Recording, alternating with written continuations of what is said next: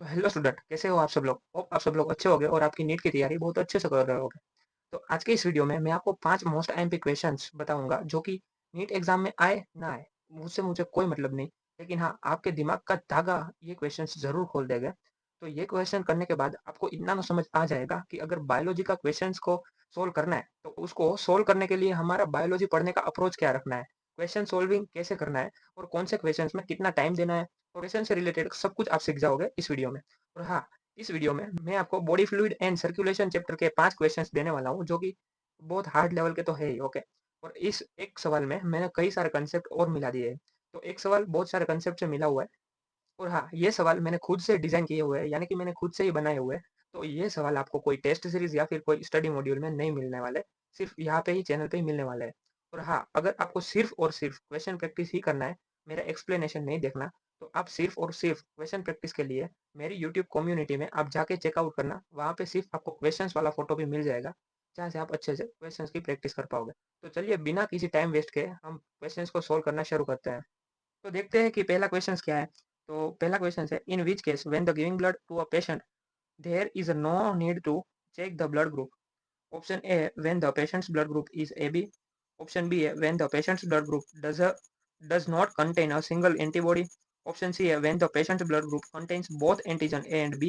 And option D है, when the giving blood to a patient who has received AB blood for the first time, then A blood, and after 6 months B and O blood। And option E है, all of this. तो questions पढ़ के तो आपको समझ नहीं आया होगा शायद, लेकिन हाँ, इसके सॉल्विंग के लिए पहले क्वेश्चंस को समझना बहुत ज़्यादा ज़रूरी है। तो पहले हम क्वेश्चंस को स्टेप बाय स्टेप समझते हैं, फिर देखते हैं इसका सॉल्यूशंस। तो क्वेश्चंस में ये कहा गया है कि कौन से केस में जब हम पेशेंट को ब्लड दे रहे हो, तो डोनेटिंग जो ब्लड होता है ना, वो उस ब्लड को डोनेट करते समय चेक भी नहीं करना पड़ता।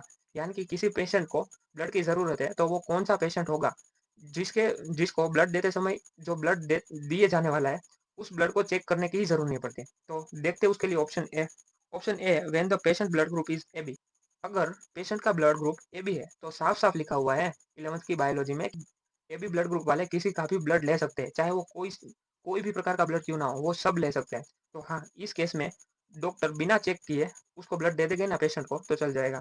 तो ऑप्शन ए करेक्ट है, when the patient blood group does not contain a single antibody. अब समझो कि एंटीबॉडी नहीं है उसके आरबीसी के ऊपर, तो ऑब्वियस सी बात है कि एंटीजन ए और बी दोनों प्रेजेंट हो गए। ओके। और जब एंटीजन ए और बी दोनों प्रेजेंट हो गए, तो ऑब्वियस सी बात है कि उसका ब्लड ग्रुप ए बी ही होगा। और जब ए बी ब्लड ग्रुप होगा किसी पेशेंट का, तो उसे बिना किसी चेक किए हुए ब्लड दे सकते हैं। चाल ले जा भाई, नो नीड नहीं है चेक करने की, तू ले जा ब्लड, ऐसा कहेगा डॉक्टर। तो ये भी आ सकता है। ऑप्शन सी है, when the patient blood group contains both antigen A and B. Yes, अभी तो बताया कि उसके आरबीसी के ऊपर antigen A and B both are present है, तो उसका ब्लड ग्रुप ए बी होगा। और ए बी ब्लड ग्रुप वाले तो सबका ब्लड ले ही सकते हैं, तो ये भी आ जाएगा। और ऑप्शन डी में ना आपको सिर्फ घुमाया हुआ है और कुछ नहीं किया हुआ है। पहले कहा गया है कि पहली बार उसको ए बी ब्लड देते हैं, उसके बाद उसको ओ देते हैं, उसके बाद ए और उसके बाद बी, यानी कि सभी प्रकार का ब्लड दे दिया जाए, तो उसको सभी प्रकार का ब्लड दूसरी बार भी दे ही सकते हैं ना। तो इसके लिए ऑप्शन डी भी आएगा। तो इसका आंसर यहाँ पे ई जाएगा, ऑल ऑफ दिस। बाकी कैसा लगा क्वेश्चन? टाइम खा जाने वाला था अभी के लिए। और जब एग्जाम हॉल में ऐसे क्वेश्चंस की प्रैक्टिस आप करके गए होगे, तो वहां पे तो आपका टाइम थोड़ा सा बचेगा ही बचेगा। ओके। तो इसके बाद का दूसरा क्वेश्चन क्या है? तो दूसरा क्वेश्चन है, in which case is the blood test only twice while donating blood. Option A, when the patient's blood group is O negative. Option B है, when the patient blood group has antigen A and B. Option C है, when antibodies A and B are absent on the patient's blood group. And option D है, all of this. तो क्या होगा इसका answer? आप यहाँ पे confuse हुए होगे और इसका आंसर डी लगा दिया होगा, ओके, क्योंकि क्वेश्चंस में बहुत सारी मिलावट है कंसेप्ट की, ओके, दूसरी कोई नहीं। तो पहले हम क्वेश्चंस को समझते हैं, उसके बाद हम आपको एक्सप्लेनेशन भी बताएंगे। तो क्वेश्चन में ये कहा गया है बेसिकली कि कौन से केस में जब हम किसी पेशेंट को ब्लड देते हैं, तो जो ब्लड हम देते हैं उस ब्लड को 2 बार चेक किया जाता है, यानी कि क्रॉस वेरीफाई किया जाता है कि ये सेम ही है या फिर नहीं। तो इसके लिए ऑप्शन देखते हैं। A, when the patient blood group is O negative. हाँ, यस, जब किसी पेशेंट का ब्लड ग्रुप ओ नेगेटिव होता है ना, तो उसको जो ब्लड दिया जाता है ना, वो ओ नेगेटिव ही होना चाहिए। एक तो पहले ये ओ नेगेटिव ब्लड है, तो वो रेयर में से रेयर ब्लड ग्रुप है। और ये रेयर होने की वजह से ये ओ नेगेटिव वाले व्यक्ति भी मिलना ना बहुत ही कम चांस होते हैं। तो जब किसी पेशेंट का ओ नेगेटिव ब्लड है, तो उसको जो ब्लड दिया जाता है ना, तो उसको 2 बार चेक किया जाता है कि ये ओ नेगेटिव ही है ना। ओके। तो ये तो क्रॉस वेरीफाई वाला ही केस है, तो ए तो आएगा ही आएगा। बी है, when the patient's blood group has a antigen A and B. भाई साहब पेशेंट के ब्लड ग्रुप यानी कि पेशेंट के आरबीसी के ऊपर antigen A and B both है, तो उसका ब्लड ग्रुप तो ए बी हुआ ना। और जिसका ब्लड ग्रुप ए बी है उसके मुंह पे तो डॉक्टर ब्लड की थैली मारेगा, ये भाई ये ले, तू चेक करना की भी जरूरत नहीं है, तू ये रख ले, ये तेरे को चली जाएगा। ए बी ब्लड ग्रुप वालों को डॉक्टर ऐसा कहेंगे, ओके हम मान लेते हैं। वहां पे ऐसा रिप्लाई नहीं मिलता भाई, तो ये नहीं आएगा क्योंकि ए बी वालों को तो चेक करने की जरूरी नहीं है, तो ये नहीं आएगा। ऑप्शन सी है when antibodies A and B absent on the patient's blood group. भाई साहब एंटीबॉडी ए बी एब्सेंट है यानी कि एंटीजन ए बी प्रेजेंट है, और ए बी प्रेजेंट है तो उसका ब्लड ग्रुप ए बी होगा, और ए बी ब्लड ग्रुप है भाई साहब। उसको मैंने बोला ना मुंह के ऊपर फेंक के मारेगा, तो ये भी नहीं आएगा। और डी तो ऑल ऑफ दिस ये तो आएगा ही नहीं, तो इसका आंसर यहाँ पे ऑप्शन ए जाएगा। ओके, तो कैसा लगा ये क्वेश्चन? ये क्वेश्चन भी आपका दिमाग का धागा खोल देने वाला था। तो उसके बाद का तीसरा क्वेश्चन भी देखते हैं। Which sentence is correct? Sentence A, blood is given to the patient after finding the antibody on the patient's blood group.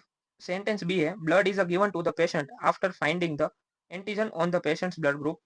Sentence C है, blood is given to the patient after checking the donor's blood group. इसके लिए option A है A B true C false. Option B है A B and C all are true. Option C है A false B C true. Option D है A B false and C है true. Okay, तो ये questions पढ़ के भी आपको कुछ भी समझ नहीं आया होगा। ओके, तो अभी हम पहले उसको समझते हैं और उसके बाद फिर इसका आंसर देखते हैं क्या होगा। तो यहाँ पे कहा गया है कि हमको करेक्ट सेंटेंस पकड़ना है। तो सेंटेंस ए को समझते हैं। Blood is given to the patient after finding the antibody on the patient's blood group.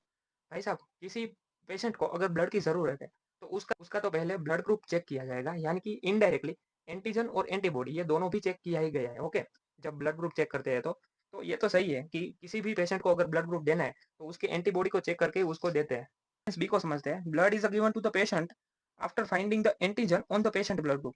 अभी मैंने आपको बताया कि जब हम पेशेंट का ब्लड ग्रुप चेक करते हैं तो इनडायरेक्टली उसका एंटीजन और एंटीबॉडी दोनों चेक हो ही जाता है। अब आपको किसी पेशेंट को अगर किसी का ब्लड देना है तो इनडायरेक्टली उसके ऊपर एंटीजन और एंटीबॉडी का टेस्ट होता ही है। एंटीजन और एंटीबॉडी का टेस्ट ही करके उस डॉक्टर को पता चलता है कि इस पेशेंट को कौन सा ब्लड देना है, तो ये भी आएगा, ये भी सही है। सेंटेंस सी समझते हैं। Blood is given to the patient after checking the donor's blood group. भाई साहब डोनर का ब्लड ग्रुप चेक करके ही पेशेंट को थोड़ी देंगे हम ब्लड। पेशेंट को ब्लड कौन सा चाहिए वो तो उसके ब्लड ग्रुप के रिक्वायरमेंट के बेस होगा ना। फॉल्स आ जाएगा, यानी कि हमारा A and B sentence correct है और सी जो है वो फॉल्स होगा। और हाँ, हो सकता है कि ये क्वेश्चन थोड़ा एडवांस लाइक का है तो आपको समझने में दिक्कत आई होगी, जैसे आप इस क्वेश्चन के आंसर तक नहीं पहुंचे होगे। ओके, तो यहाँ पे ऑप्शन ए इसका करेक्ट आंसर होगा, A B true C false. Okay, अब देखते हैं चौथा question. When are the atrium and ventricle in a resting state? Option A है when the P waves acquires. Option B है when the QRS wave acquires. Option C है when the T waves acquires. Option D है when no waves arise. Okay, तो ये question समझो पहले तो। इस क्वेश्चन में कहा यह गया है कि atrium and ventricle resting state में कब होते हैं, कौन से केस में होते हैं। तो इसके लिए ऑप्शन ए है when the P waves acquires, यानी कि पी वेव जब बनना चालू करता है ना तब एट्रियम धबकता है, और जब एट्रियम धबकता है तो वो रेस्टिंग स्टेट में कहाँ से हो गया, तो ये तो फॉल्स आ जाएगा। ऑप्शन बी है when the Q R S wave acquires, जब क्यू आर एस वेव बनता है ना तब वेंट्रिकल धबकता है, अब वेंट्रिकल धबकता है तो रेस्टिंग स्टेट तो नहीं होगा ना, ऑब्वियस सी बात है। Option see when the T wave acquires, ये देखकर आप कंफ्यूज हुए होंगे और इसका आंसर आपने शायद सी लगा दिया होगा, लेकिन ये फॉल्स है। कैसे बताता हूँ कि जो जब टी वेव बनता है ना तब वेंट्रिकल ना थोड़ा आराम स्टेट में जाते हैं, यानी कि रेस्टिंग स्टेट में नहीं आ जाते, धीरे धीरे करके जाने की ट्राई कर रहे होते हैं, तो ये भी नहीं आएगा। और ऑप्शन डी है व्हेन नो वेव्स अराइजेस, तो ये बिल्कुल सही आंसर है। कोई भी वेव्स नहीं बनता तब एट्रियम एंड वेंट्रिकल दोनों रेस्टिंग स्टेट में होता है, तो यहाँ पे डी आंसर इसका करेक्ट माना जाएगा। और देखते हैं आज का लास्ट और आखिरी क्वेश्चन, पांचवा क्वेश्चन जो कि डायग्राम पे बेस्ड पे है। तो what situation the given graph is shown different waves. तो इसके लिए ऑप्शन ए है when a player runs at a speed of 100 kilometre per hour. Option B है when the ventricle stops beating. Option C है when the atrium stops beating. And option D है when the atria and ventricles beat very fast and hard. Option E है all of this and option F है B and C only.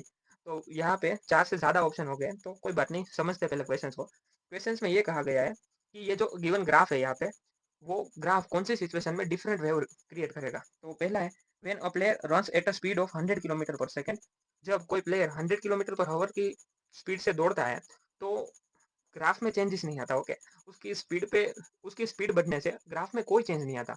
जो ये graph बना हुआ है ना वो ये बताता है कि वेंट्रिकल और एट्रियम कितने बार धबकते हैं। ओके, तो ग्राफ डिफरेंट नहीं बताएगा इस केस में। हाँ, मान लो कि जब कोई नॉर्मल व्यक्ति रनिंग करता है तो वो 1 मिनट में 5 बार ये ग्राफ बनता है।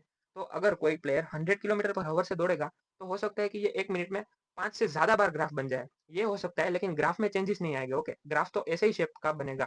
तो ये तो नहीं आएगा, ये फ़ॉल्स है।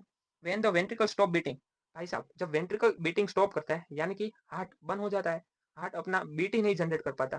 तो ये आ सकता है और इस केस में जब क्यूआरएस वेव नहीं बनेगा यानी कि ग्राफ डिफरेंट शो करेगा, ओके? तो ये आ जाएगा। और सी है when the atrium stop beating, भाई साहब जब एट्रियम स्टॉप बीटिंग करेगा यानी कि अपना एट्रियम धबकना बंद करेगा तो पी वेव नहीं बनेगा, और जब पी वेव नहीं बनेगा तो वो ग्राफ डिफरेंट ही हो गया ना। तो इसलिए ये सी भी आएगा।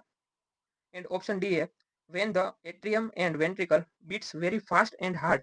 भाई साहब वेंट्रिकल और एट्रियम दोनों धबक रहे हैं, भले ही वो फास्ट और हार्ड यानी कि बहुत जोर जोर से धबक रहे हैं, उससे हमें कोई लेना देना नहीं है। लेकिन वो धबक रहे हैं तो डिफरेंट ग्राफ शो नहीं होगा, वो एक ही शेप का ग्राफ जनरेट कर पाएगा, ओके? तो ये तो नहीं आएगा यानी कि हमारा जो आंसर है वो बी एंड सी।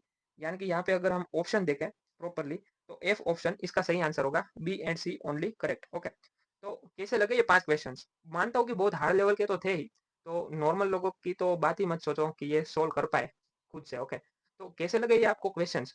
कमेंट में ज़रूर शेयर करना, और वीडियो अच्छा लगा हो, क्वेश्चंस अच्छा लगा हो, तो लाइक ज़रूर ठोक के जाना। ऐसे ही और ज़्यादा क्वेश्चंस के लिए आप हमारे चैनल को सब्सक्राइब करके रख लेना, जिसकी जिसकी वजह से आप एक क्वेश्चंस भी छोड़ ना सको। तो इन क्वेश्चन में से आपको कौन-सा क्वेश्चंस हार्ड लगा, कौन-सा क्वेश्चंस ईज़ी लगा, आपके कितने सही हुए? ये सब ना कमेंट सेक्शन में हो सके तो शेयर करना। बाकी मिलते हैं ऐसे ही और क्वेश्चंस वाले वीडियो में, तब तक के लिए सबको जय हिंद, जय भारत।